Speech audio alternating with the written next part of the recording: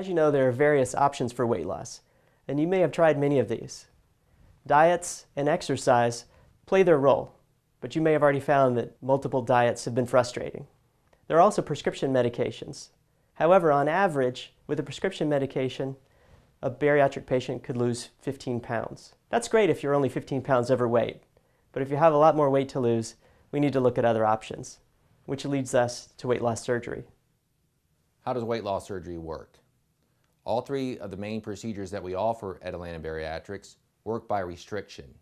What I mean by that is that it will limit the amount of food that you can eat.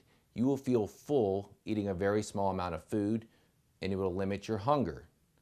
All three surgeries, the lap band, the RYGB or the gastric bypass, and the sleeve gastrectomy work by this mechanism. The gastric bypass does also have some malabsorption, and it also works by behavioral modification. This is often referred to as dumping syndrome.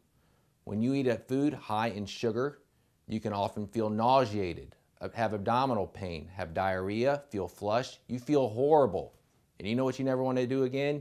Eat that sugary food again. It changes the way you psychologically think about that food, and that really helps you stay away from those foods that often get us into trouble. At Atlanta Bariatrics, almost 100% of our surgeries are done laparoscopically. What I mean by this, instead of the old-fashioned way of making one large incision to do the surgery, we do it with several little tiny incisions. This has a ton of advantages, and they're all for the patient. With the laparoscopic surgery, you have a lot less scarring, a lot less pain, you get out of the hospital much quicker, your recovery is much quicker, and you get back to all your normal activities much faster than the old way. The complication rate has gone down tremendously when doing it laparoscopically. Now, there are certain cases where it could be difficult to be done laparoscopically. The first instance would be if you've had too much previous abdominal surgery that has caused such extensive scar tissue that it's difficult to maneuver in the abdomen. Now, most of our women have had some kind of gynecological surgery, a C-section, a hysterectomy, and that doesn't tend to be an issue.